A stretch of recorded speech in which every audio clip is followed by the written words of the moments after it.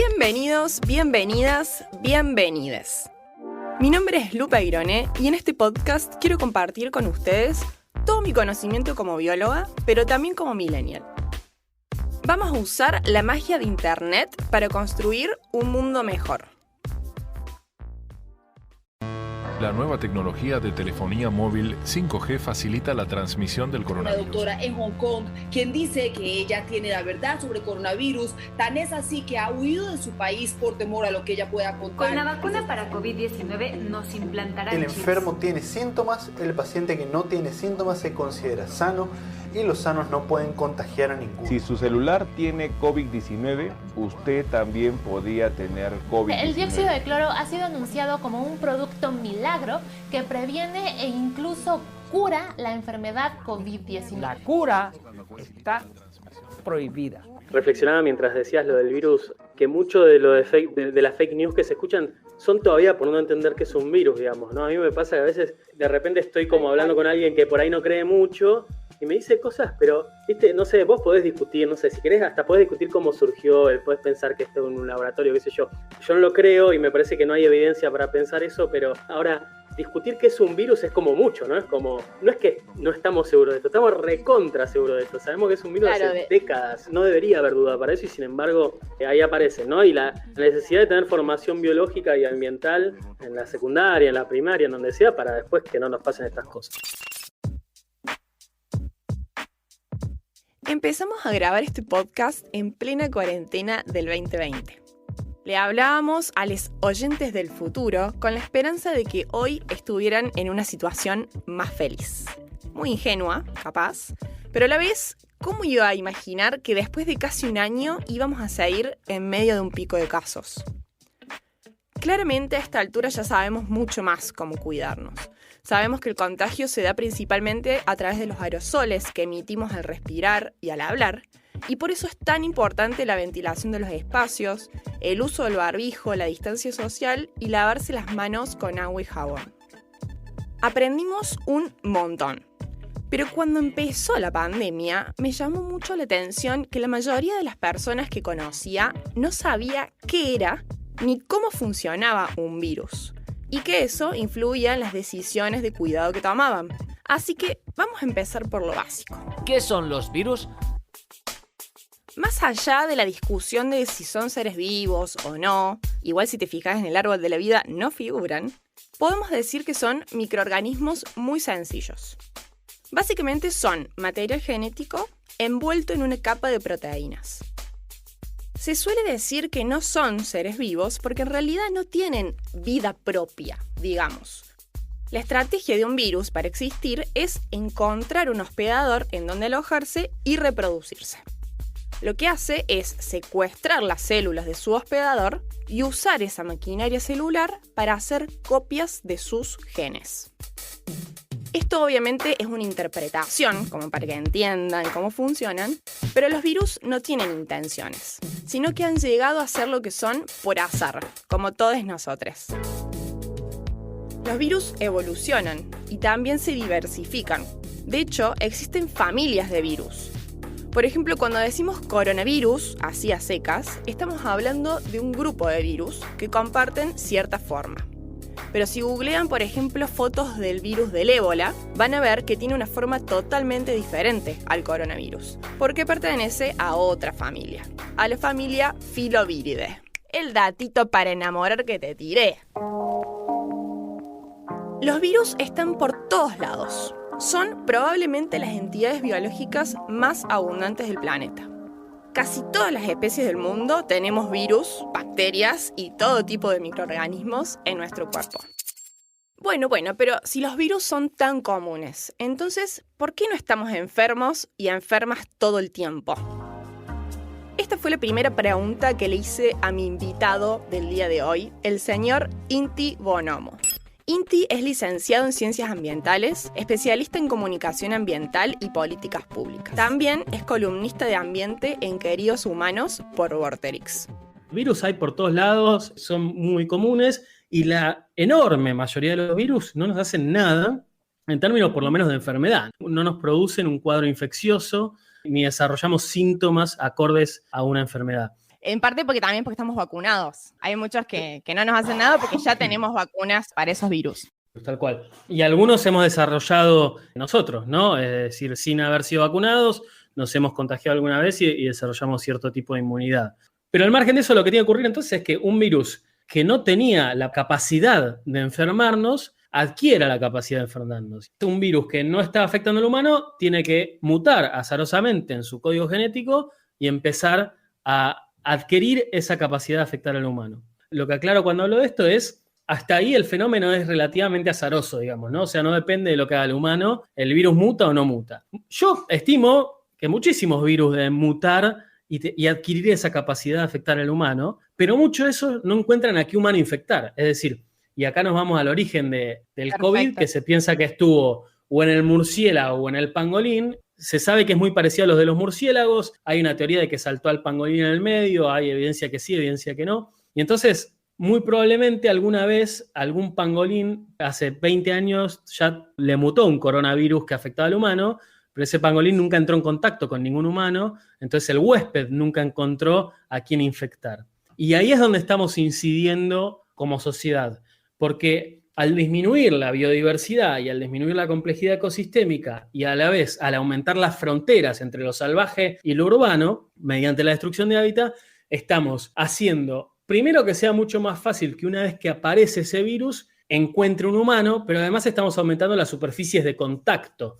Entonces, por esas múltiples vías, estamos aumentando la probabilidad de que aparezcan pandemias, digamos. Es decir, los virus hubiesen aparecido siempre, las pandemias no.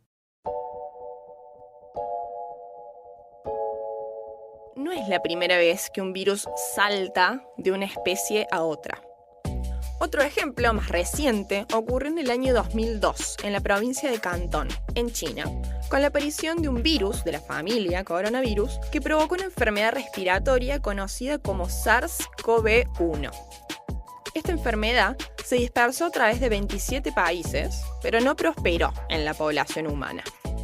Cuando se hicieron los estudios para rastrear su origen, estos análisis establecieron que estaba asociado con el coronavirus presente en la civeta, un mamífero del sudeste asiático que se comercializa para productos cosméticos, medicinales y gastronómicos como el café de civeta, el café más rico y caro del mundo. El perturbador secreto del café más caro del mundo. El café se hace a partir de las heces de la civeta una vez que comió los granos de café. Y quedé muy sorpresa de que Inti, mi entrevistado, los había probado. Yo la verdad les recomiendo que miren la entrevista completa, porque además de reírnos muchísimo, hablamos de ciencia, de política. Confesó que le gustaría ser ministro de Economía y hasta me invitó a formar parte de su gabinete. La pueden encontrar en el canal de YouTube de Parque Podcast. Recapitulando. Uno de los mecanismos por los cuales se puede generar una enfermedad zoonótica, es decir, cuando un patógeno pasa de un animal al humano o viceversa, es cuando se avanza sobre ecosistemas silvestres. Por ende, aumenta la probabilidad de contacto con especies con las cuales no solemos interactuar. Como consecuencia, aumentan también las chances de que esos virus que circulan naturalmente salten de una especie a otra. Es decir, que encuentren hospedadores humanos en donde alojarse y reproducirse. Le pregunté a Inti, ¿existen otros mecanismos de los cuales nos deberíamos enterar? Al margen de que vos amplíes el punto de contacto, más deforestación, menos bosque, el animalito que vive en el bosque tiene más chance de encontrarse con vos. Pasa que está medio concatenado, pero no solo disminuís la superficie de bosque, sino que estamos extinguiendo especies a un ritmo muy pocas veces visto en el planeta, y esa simplificación del ecosistema hace que, además de que hay más chance de que te lo cruces, hay menos chance de que se lo coma alguno, digamos.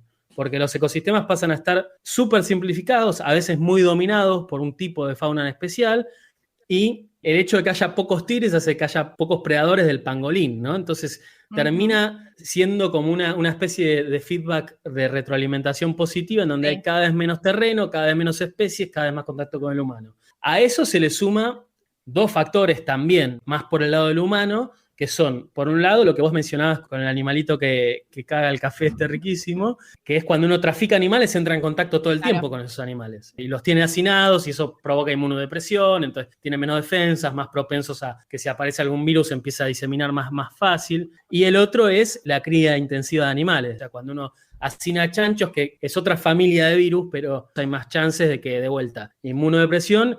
Y seguro, si aparece algún virus en los chanchos, seguro se lo pega el cuidador de chanchos, que es lo que pasa, ¿no? Viste que cada tanto sale la noticia, se contagiaron 5 personas en Rusia de los chanchos, la H5N8, ya no sé por qué número van. Esos son todos pequeños virus que dan el salto, pero como bien vos decías, por ahí no están con una mutación que les permita reproducirse y diseminarse entre humanos, como sí pasó con el SARS-CoV-2. Claro. A mí me interesa mucho que hablemos de estos temas porque no es menor que el 75% de las nuevas infecciones son de origen zoonótico. Ok, ahora vamos con la parte más #reflexive. Me interesaba saber qué piensa Inti sobre qué aprendimos o deberíamos aprender como humanidad después de atravesar esta pandemia. Y esto nos dijo. Como aprendizaje colectivo creo que hemos fracasado estrepitosamente. De la pandemia salimos mejores, me parece que salimos ampliamente peores. Quizá no porque hayamos empeorado como sociedad, sino porque nos hemos desnudado como sociedad, ¿no? Y entonces han aparecido... Le hemos quitado el velo a cosas que pasaban adentro de nuestras sociedades que son horribles. Y creo que no hemos hecho lo suficiente para cambiarlo. Así es, colectivamente yo lo veo como un fracaso. Un fracaso, además, me pongo un poco personal, pero que me angustia muchísimo. Yo no soy el mismo después de la pandemia. No solo por todo lo que sufrí, digo, empáticamente con lo que pasa en la calle, ¿no? Con la gente, que digo, no por una historia necesariamente personal, sino porque estoy profundamente desenamorado de la sociedad. Siento como, ¿viste cuando te peleás con una novia o con una pareja o con lo que sea y de repente empezás a ver todo lo malo que había? Decías, no puede ser que no haya visto esto, ¿viste? Pero esto pasaba y claro, vas para atrás y dices, sí, pasa que no lo quería ver. Bueno, me siento así, pero con la sociedad. O sea, no puedo creer lo egoísta que somos como sociedad. Inti, ¿y si fueras ministro de Economía? ¿Cuáles serían las políticas públicas que no deberían faltar de ahora en más? Yo creo que el comentario que te hice recién hace que quiera arriesgar un poco más, ¿no? O sea, en política, para obtener mucho tenés que arriesgar mucho. Eso es inevitable, digamos, no vas a obtener mucho arriesgando poquito. Entonces, a mí lo que me pasa es que yo ahora quiero arriesgar mucho, porque me di cuenta que la situación lo pide, pero sin caer en la despolitización, ¿no? O sea, no es un discurso antipolítica, no es la clase política no sirve, los dirigentes son todos, para mí ni son todos iguales, ni hay gente que no sirva. Digo, hay gente que no sirve, pero hay mucha gente que deja la vida por la política y que tiene mi profunda admiración. Hay mucha gente intentando sumar la perspectiva ambiental, que también lo hace algunos con más y otros con menos audacia, pero algunos con mucha. Hay que jugársela un poquito. Y este es el momento, aparte. O sea, las grandes políticas de reactivación económica a lo largo del planeta son la reactivación posguerra. O sea, después de la Segunda Guerra Mundial, Alemania empieza una reactivación económica increíble, impensada, imposible de realizar en cualquier otro momento. Bueno, el mundo está en ese momento. Y si no lo aprovechamos ahora... es ridículo. Entonces hay que empezar a producir de una manera radicalmente distinta, digamos, ¿no? O sea, dicho de otra manera, hay que hacer una ley. Es el momento para ordenar territorialmente la Argentina. ¿Qué es ordenar territorialmente la Argentina? Es una subdisciplina del mundo del ambiente que lo que hace es estudiar qué actividad productiva se puede hacer en qué lugar y cómo eso va a afectar los distintos servicios ecosistémicos y la economía ahí, ¿no? Y la producción de bienes también. Y hay que poner todo eso en un combo, en un balance, sacar buenos mapas de dónde se puede hacer qué cosa, dónde conviene hacer qué cosa, y empezar a poner límites, pero también empezar a poner infraestructura que permita ir hacia los lugares que potencialmente podemos ir. Es decir, hay que armar líneas de transferencia para energía renovable. Ahí tenés para reactivar la economía, pero te sobra para recuperar los puntos del PBI. Te sobra para recuperar los puntos del PBI, te sobra pensar en reactivar los trenes. Te sobra para mover acero, para mover, a los que les gustan los fierros, hagan trenes, muchachos. No se va a poder andar más en camión en 5 años, en 10 años. Va a ser una locura. Métanlo a Moyano, si lo ven impracticable desde el punto de vista sindical, métanlo a Moyano para que se quede con los trenes, no sé, pero hagan algo, ¿me entendés? O sea, y es bastante claro qué es lo que hay que hacer desde el punto ambiental. Hay escritas un montón de cosas del nuevo Acuerdo Verde, el Pacto Ecosocial, hay un montón de cosas escritas, todas dicen más o menos lo mismo, y tiene que ver con eso, energías renovables a full, transporte de otra manera y cambiar el sistema de producir. Nosotros no producimos alimento en el campo, producimos dólares. Eso sirve, pero hay que transicionar a producir alimento de calidad, que no solo va a producir dólares, sino que va a producir muchos más dólares. Sí, sobre todo también bueno, no sé, esto es algo que a mí me reinteresa como el ahorro en salud pública. Es como muy lógico decir, bueno, tenés personas más sanas, que comen bien, que no le estás tirando pesticidas en el patio de la casa y son personas que se enferman menos.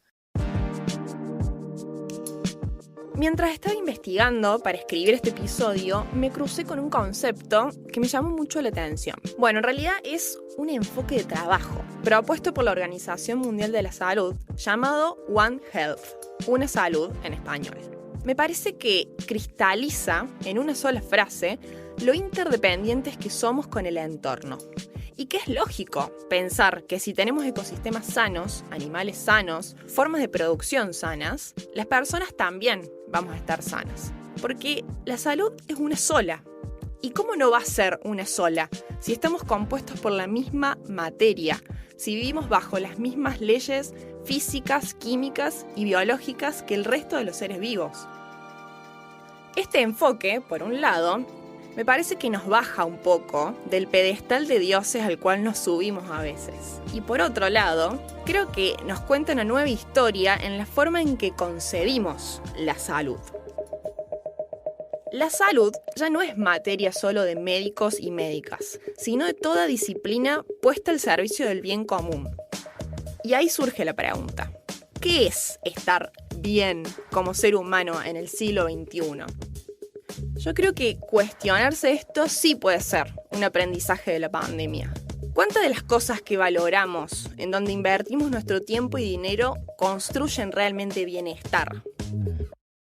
Realmente hace falta esa nueva mirada. Y ¿sabés qué es lo que más me angustia? Me angustia muchísimo. Es cuando veo gente de nuestra generación perder la ambición en ese sentido. Digo, no, bueno, pero eso no, es imposible. Y como digo, pero si no somos nosotros, ¿quién va a ser? Porque los que vienen abajo, que yo los veo muchísimo más ambiciosos que nuestra generación, los jóvenes por el clima, los Fridays for Future, vos le preguntás y te suben la apuesta todo el tiempo.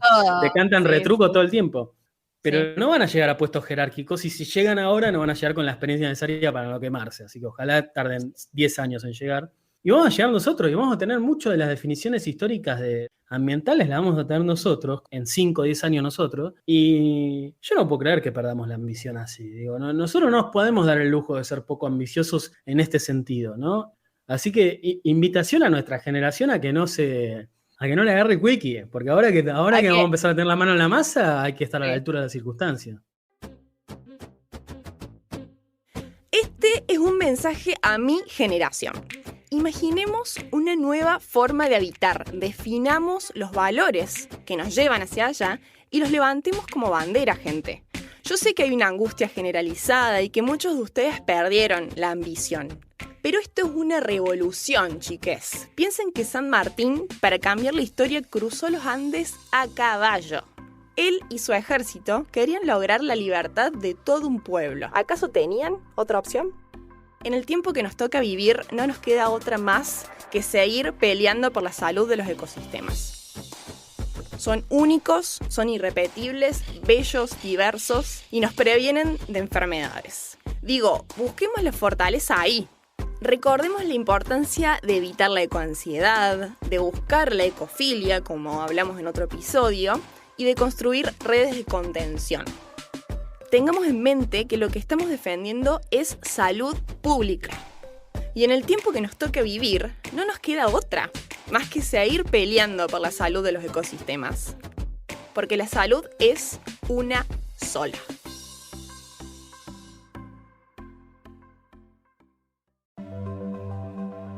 Hasta acá llegamos, mis chiques.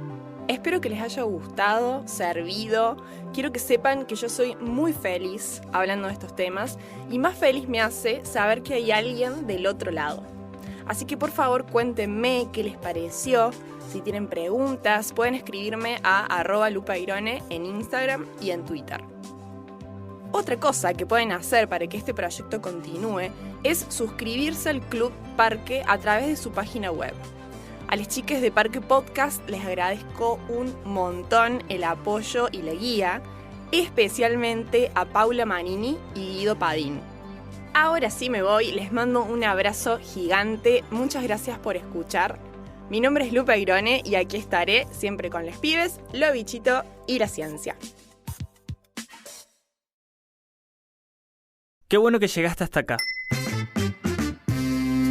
Te contamos que Parque se sostiene y crece con el aporte económico de su comunidad de oyentes. Si te gusta lo que hacemos, podés suscribirte a Club Parque con una contribución mensual a través de Mercado Pago. Súmate a bancar a los podcasts de Córdoba.